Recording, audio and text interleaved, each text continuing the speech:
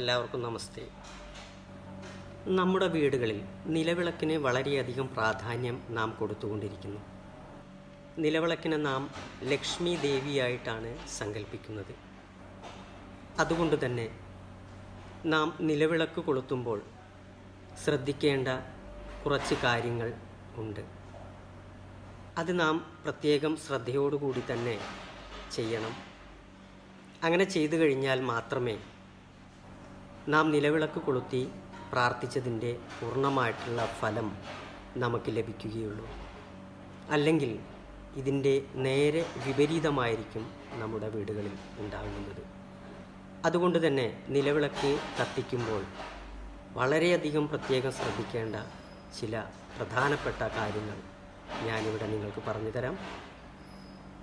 നിലവിളക്കിനെ നാം നമ്മുടെ ശരീരമായിട്ടാണ് കാണുന്നത്, ലക്ഷ്മി ദേവിയായിട്ടാണ് കാണുന്നത്. അതുകൊണ്ട് തന്നെ നിലവിളക്ക് കൊളുത്തുന്നതിന് മുമ്പ് നിലവിളക്ക് 2 നേരവും കഴുകി തുടച്ചു മാത്രമേ ഉപയോഗിക്കാവൂ. എന്നാൽ 2 നേരം നമ്മുടെ ശരീരം വൃത്തിയാക്കുന്നത് പോലെ തന്നെ നിലവിളക്കും അതുപോലെ ശുദ്ധിയോടുകൂടി ഉപയോഗിക്കണം. നിലവിളക്ക് കത്തിച്ചു വയ്ക്കുമ്പോൾ നിലവിളക്ക് വെറും തറയിൽ വെക്കരുത്. അതൊരു തളികയിൽ വെച്ച് ശീലിക്കുക. നാം ഉപയോഗിച്ച എണ്ണ, തിരി, ഇത് വീണ്ടും രണ്ടാമതായി നാം ഉപയോഗിക്കരുത്. പുതിയ എണ്ണയും പുതിയ തിരിയും മാത്രം ഉപയോഗിച്ച് ശീലിക്കുക.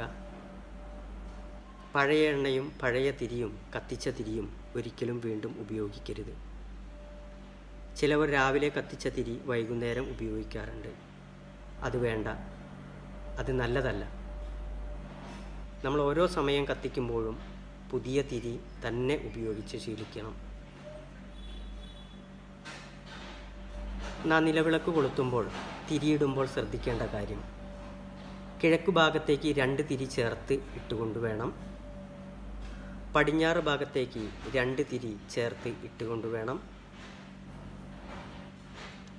രാവിലെ കിഴക്ക് ഭാഗത്ത് കത്തിച്ചു തുടങ്ങാം. വൈകുന്നേരം പടിഞ്ഞാറ് ഭാഗത്ത് കത്തിച്ചു തുടങ്ങാം. അരമണിക്കൂറെങ്കിലും നാം നിലവിളക്ക് കൊളുത്തി വെക്കണം. നിലവിളക്ക് കൊളുത്തി നാം നമ്മുടെ കുടുംബത്തിൻ്റെ ഐക്യത്തിനും ഐശ്വര്യത്തിനും അതുപോലെ ശത്രു ദോഷങ്ങളിൽ നിന്നും രക്ഷ നേടുന്നതിനു വേണ്ടിയും നാം നിത്യേന പ്രാർത്ഥിക്കുന്നു. അതിൻ്റെ പൂർണ്ണമായ ഫലം നാം അനുഭവിക്കണമെങ്കിൽ ഇത്രയും കാര്യങ്ങൾ പൂർണ്ണമായിട്ടും ശ്രദ്ധിക്കണം. നിലവിളക്ക് കൊളുത്തി അത് കെടാറാവുമ്പോൾ നാം അത് വീശി കെടുത്തുക മാത്രം ചെയ്യുക. തിരി എണ്ണയിൽ മുക്കരുത്, ഊതിക്കെടുത്തരുത്. അത് പ്രത്യേകം ശ്രദ്ധിക്കണം. കരിന്തിരി കത്താതെ നോക്കണം. ഇത്രയും കാര്യങ്ങൾ നാം ശ്രദ്ധിച്ചാൽ മാത്രമേ നാം നിലവിളക്ക് കൊളുത്തി പ്രാർത്ഥിച്ചതിൻ്റെ പൂർണ്ണമായിട്ടുള്ള ഫലം നമുക്ക് അനുഭവിക്കാൻ സാധിക്കുകയുള്ളൂ. ഈ പറഞ്ഞ പ്രകാരത്തിലാണ് നാം നിലവിളക്ക് കൊളുത്തുന്നതെങ്കിൽ പൂർണ്ണമായിട്ടും നമ്മുടെ വീട്ടിൽ സമ്പത്തും ഐശ്വര്യവും ഐക്യവും ശക്തിയും എല്ലാം മഹാലക്ഷ്മി പ്രദാനം ചെയ്യും, ഉറപ്പായിട്ടും. അല്ലെങ്കിൽ ഇതിൻ്റെ നേരെ വിപരീത ഫലമായിരിക്കും ഉണ്ടാവുക.